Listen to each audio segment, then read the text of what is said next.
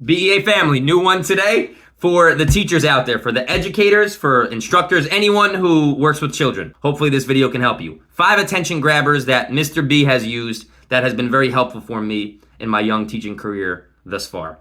I want to keep in mind that this is not a one-size-fits-all process or strategy, right? Some of these might work for you, some of these might not. Just keep that in mind, right? Everybody is different. Every environment is different. I'm just showing you all what has worked for me and what I continue to use in my teaching practices. If you have any suggestions or recommendations, please feel free. Do not hesitate to put it in the comment box below. Let's grow together. Let's get better at what we do. The 5 attention grabbers that I have for my classes that have been helpful. Number 1, raise your hand if you understand. I love this one. I teach all my students to be honest with me and to be listening at all times in class. So if any student, after I explain to them what we're doing for the activity, after I explain what we're doing for the class, I expect everybody to be on board with me and fully aware of what I had just said. So that is where this strategy comes in. After I explain the instruction, I explain the activity that we're going to be going over, I stop the whole class. Could be 40 to 50 students usually at one time in my PE class. Can get hectic and crazy. But I stop the whole class and I say, raise your hand if you understand what I just said. And typically the whole class is going to raise their hand, right? But usually for this strategy, I always like to ask a question to a student who was hesitant to raise their hand during this time. And it's not to call them out, it's to make sure that they're paying attention.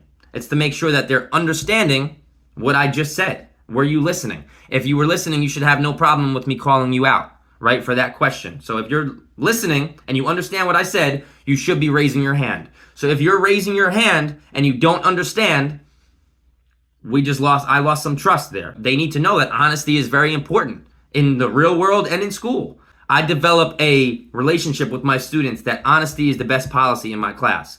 There has been so many times where I have seen students doing something wrong, but I'm like, Michael, what did you do wrong? Tell me what you did wrong, because I want that accountability from them. I want the responsibility to come off their chest, basically, right? You have to own it in life. If you make mistakes, if you didn't hear something, if you don't understand, own it. Raise your hand if you understand. It's a great strategy that I have used and has helped me. Number 2 attention grabber is for eye contact. I am huge on eye contact when it comes to learning. I feel like a lot of students truly learn best when they're understanding what you're saying, and the best way to understand what someone is saying is by providing that eye contact and directing your attention to the speaker. That has always helped me in conversations with other people when I'm listening to them, and that's helped me in school, as I have receipts now of how that's helped me with classes that I've worked with this on. So eyes on me is a great way to grab their attention when they are not paying attention to you. A student can't be focused on someone else if their eyes are up on you, especially as you are talking, because you're looking at them. So the chances are, once you get that eye contact attention, hopefully they'll be locked in or much more focused than they were previously when they were talking to their friend. Another good one that I want to take on this one is 1, 2, 3, eyes on me. I always like to use that. I'll say 1, 2, 3, and I expect the students to immediately respond with eyes on me. 1, 2, 3. Eyes on me. I want everybody to say it, right? And we're not continuing the class until I get everybody on board. That's super important to mention as well, right? I need everybody on board in class with me. We work as a team. Number 3, you can ask the question to a student about what you just said or what you just went over or demonstrated, right? Even if it's a demonstration in PE class, you can demonstrate a certain skill or movement that you just did, and then you can have a student demonstrate what you just did to see if they're truly comprehending and grasping the information that you just put out. This is a great strategy to use because a ton of students are going to want to do the demonstrating, and it's going to boost their confidence if they are the demonstrator, and it's also going to inspire the people who didn't get called on to do the demonstrating. So wins all around, in my opinion, when you ask students questions about what you said. Okay, please keep in mind that it is also a win if I ask a question to a student who doesn't know what I just said, because now that student hopefully is going to be paying more attention in my class and directing their attention to me when I need it most in class. There's no loss in this strategy at all, in my opinion. Number 4, I wore it today because I knew I was going to need it for the video. However many times I blow into this whistle is however many times I expect the class to clap in response. So just like the 1, 2, 3, they say eyes on me. Now I'm going to blow the whistle 3 times. And what do I expect? I expect immediately back. 1, 2, 3. And they do it as a class. It sounds great. It's empowering, and it gets the attention of the whole class because now we're working together. When we have students talking to each other and daydreaming, looking in the clouds, looking outside, running around, when they hear this whistle, they should know to stop. To stop what you're doing, focus your attention on the speaker, right? My classes know that, and it doesn't always work perfectly, but it's a practice. Everything that we do, especially when we're working with children, is a continual practice.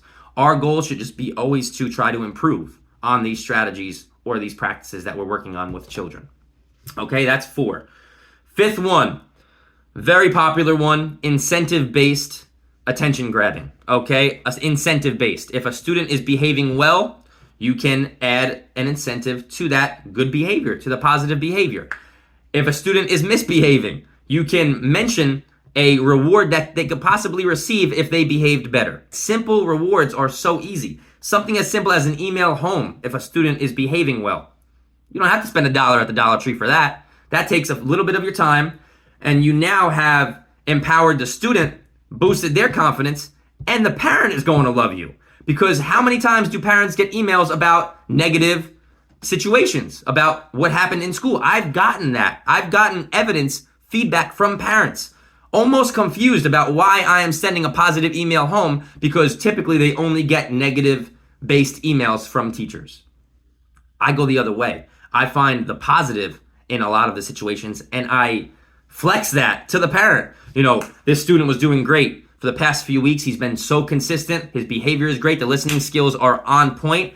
He is a great leader in my class. I really wanted to tell you that, and I appreciate it. The parents are on your side as well, right? We always should be looking to grow in any occupation that we have. And that's the fun ways I try to make myself grow in the position that I'm at right now as a PE and health teacher. Those are the 5 attention grabbers that I have used that have been very beneficial for me. Let me know what you guys have to say. Please put it in the comment box below. If you enjoyed the video, feel free to subscribe to the channel, drop a like. I will be here for much more content in the future. Till next time, believe, excel, achieve.